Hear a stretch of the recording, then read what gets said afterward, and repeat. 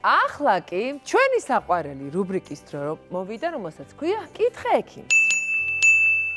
ეს ხომ იცით რა რუბრიკაა, თქვენ რომ გაინტერესებთ იმ კითხვას, რომ მოგწერთ ხოლმე Facebook გვერდზე და ჩვენ შემდეგ რომ განვიხილავთ ჩვენს ეთერში. მოდით ნახოთ რა ინტერესებს ჩვენს მაყურებელს. გამარჯობაო.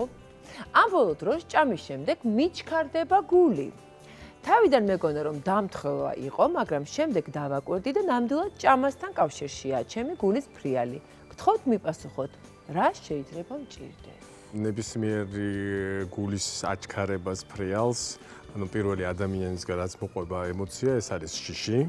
ხო? თუმცა, თოდესმე გიგრძნიათ ჭამის შემდეგ უცბად ამ გულის აჩქარება, ანუ თქვენ მარტო არ ხარ და საკმაოდ ხშირი მოვლენა. აი მოკლეხნიანი გულის აჩქარება ჭამის შემდეგ შეიძლება საფრთხეს არ წარმოადგენდეს. თუმცა არის ხოლმე შემთხვევები, როდესაც საყურადღებოდ შეიძლება იყოს ეს გულის აჩქარება ჭამის შემდეგ. კარგი, ესე იგი გულის აჩქარება და ფრიალება ნიშნავს რას? რა შეგრძნება? რომ აი უცებ დაგიფრთხება, რაღაცა აცქრიალდება, ხო იქ რაღაცა, რაღაცა იცვლება. რაღაცა ფოთია პატარა. ეს არის ის მოკლევადიანი აფრიალება, რომელსაც შენ ამბობ, რომ უსაფრთხოა. კეთიკა და ეს შეიძლება ვიგრძნოთ გუმგერდის მიდამოში და გავრცელდეს კიდევაც ყელის მიდამოსკენ შეიძლება. ხო, ნებისმიერ ასაკში შეიძლება მოხდეს გულის აჩქარება ჭამის შემდეგ, მაგრამ ძირითადად ეს არის შუა ასაკი და უფრო მეტად ქალბატონებში, ვიდრე მამაკაცებში, რადგან იმიტომ რომ ჰორმონაურცვლილებებს ქალები უფრო ხშირად განიცდიან. ზოგადად მექანიზმი რო ახსნათ, რატო შეიძლება აჩქარდეს გული, ხომ? ნახე, როდესაც საკვებს იღებს ადამიანი, ჩვეულებრივი ფიზიოლოგიური მოვლენა არის, რომ სისხლის დიდი ნაწილი მიედინება კუჭნაწლავის ტრაქტისკენ, ხო? ანუ მონელებაზე გადადის და აი სხვათა შორის არის ხოლმე ძალიან ხშირად, რომ ჭამის შემდეგ ადამიანს თითქოს ძილიანობასკენ მიმისავს, ხო? წამოიღო იმიტომ რომ თითქოს ყველა მთელი სისხლი მიდის იქით და twins აკლდება, მაგრამ რატომ შეიძლება გული აფრთხილდეს? იმიტომ რომ სისხლის ეს ნაკადი რომ მიედინება, იქითკენ გულს აკლდება შეომავალი სისხლის ნაწილი, ვთქვათ, აი არიფსება სათანადოდ და შეიძლება უფრო ჩქარა აფრთხილდეს. ხო, და აი ეს ფიზიოლოგიურად ეს შეიძლება იყოს მიზეზი.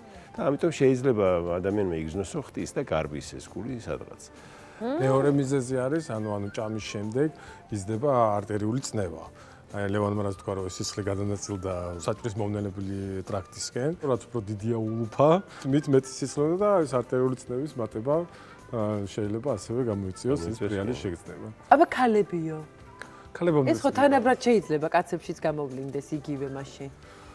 იმიტომ რომ ულუფას თუ შევხედავთ, კაცები შეიძლება უფრო ოჩაღები აღმოჩნდეს. თქვა ქალებს გააჩნიათ ულუფაშიც. სხვათა შორის ერთი რაღაც მინდა დავამატო, რომ გულსიზარდთა დაავადებები ვისაც აქვს, მათ შეიძლება ჭამის შემდეგ, თუნდაც იმიტომ რომ გადანაწილებაც ხდება სისხლის და ამავე დროს კუჭი ივსება და დიაფრაგმა საწვევა და ხშირად არის ხოლმე გულის ისეთი ცემა, რომელიც არ არის სასიამოვნო და ამ დროს აუცილებელია ექიმსაც მიმართოს პაციენტმა. ანუ ეს შეიძლება იყოს მექანიკურად ვთქვათ, იმის გამო რომ კუჭი შეივსო, დიაფრაგმას მიაწვა და შესაძლოა გულიც გადაიწევს უფრო ზემოთ და ამ დროს ხდება გულის ეს კორონარულ არტერიებში ხდება სისხლის მიმოქცევის მოშლა და შეიძლება ტკივილის შეგრძნებაც ქონდეს ადამიანს და პაციენტებს შემდგომ უკეთებთ ხოლმე კორონაროგრაფიას, ანუ უფრო დავამძიმე ხა სიტუაცია, ამ შემთხვევაში ჩვენ არ ვეხებით ხა დღეს, მაგრამ შეიძლება ეს იყოს შეიძლება საშიშიც იყოს. ხომ რას უზავს გულის ადგილს მდებარეობას ხო ვერ შეუცვლის? ანუ ულუფას როგორ ვერ შეუცვლის? ანუ გულის ადგილი. კუჭი თუ ისე გიზრდება, ანუ იმდენი ჭამა რომ დიაფრაგმა აი ჭამის შემდეგ ხო რომ ვეღარ სუნთქავ. ხო, ვეღარ სუნთქავ. და ან რას? იმიტომ ვერ სუნთქავ, დიაფრაგმა ზემოთ ადის და ფილტვების მოცულობა გაკლდება და ვეღარ სუნთქავ. ხო და რას იზავს ამ შემთხვევაში კარდინალი? არა, დიეტაზე უნდა დაждდეს, უბრალოდ ულუფა უნდა არა, ამ შემთხვევაში ხა შეიძლება თქვა საღლაპავის დიაქარიც ქონდეს პაციენტს და ამის გამო ხდებოდეს, მაგრამ მე უბრალოდ იმას ვიზახი ექიმს, იმიტომ უნდა მიმართოს, რომ გამოირიცხოს არ ქონდეს კორონარული პათოლოგია, ანუ თან არ ეხლდეს. არ ახლდეს. თან დარწმული არ იყოს, რომ შემდეგ უცებ რაღაცა ამბავი არ განხორციელოს.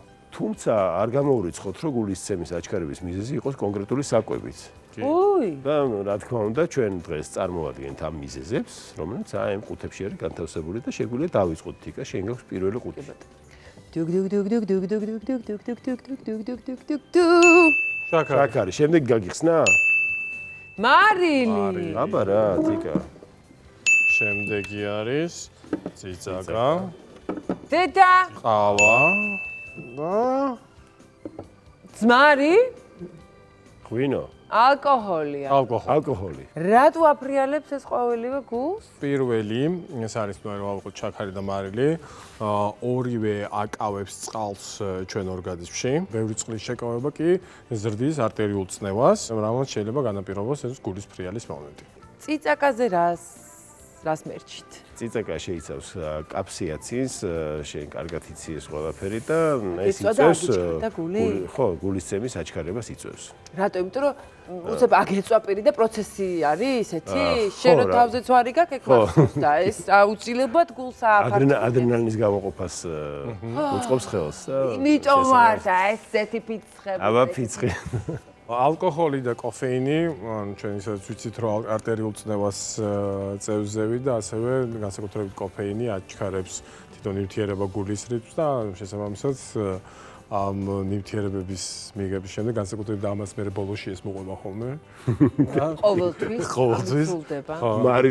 მარილიანი და საკვები ციცაკით და ყველაფერი შეიძლება ეს ერთ სუფრა შეიძლება ეს შაქრით ხო ანუ რა თქმა უნდა ეს შაქრით რაღაცა ეს რა ქვია მარილით და იქვე ღვინო თან ეს ერთჯერადი მიღების ბოლოს შაქრით გინდა თუ უშაქრით თან ერთჯერადი მიღების შემდეგ კი არა ეს ყველა ეს დღეები ვრცელდება და ბოლოს კი ორგანიზმის და გულიც არ აგვიფრიალს მე რო აგვიფრიალდეს არ შეგვეშინდეს თუმცა ხუმრობა იქით იყოს მე იმას ვიტყოდი რომ ყოველ შემთხვევაში ჩვენს მაყურებელს რო პასუხი გავცეთ ჩემი აზრით მაინც აუცილებელი რომ ყურადღება უნდა მივაქციოთ გულის ფრიალი არ არის უბრალოდ ისეთი მოვლენა რომელიც სასაცილოდ შეიძლება თქვა წარვადგინოთ ანუ არ ჩავთვალოთ რომ ეს არის ის რეცეპტი რომელიც ჩვენ გამოუწერეთ ჩვენს მაყურებელს გულის ფრიალი აუცილებლად მოითხოვს ყურადღებას და პირველ რიგში სპეციალისტს უნდა მიმართოს პაციენტმა ანუ კარდიოლოგს კეთილი, ძალიან დიდი მადლობა და ახლა ისევ ჩვენს მაყურებელს დაუბრუნდეთ, რომლისგანაც მივიღეთ ამ თემაზე საუბრის ინსპირაცია.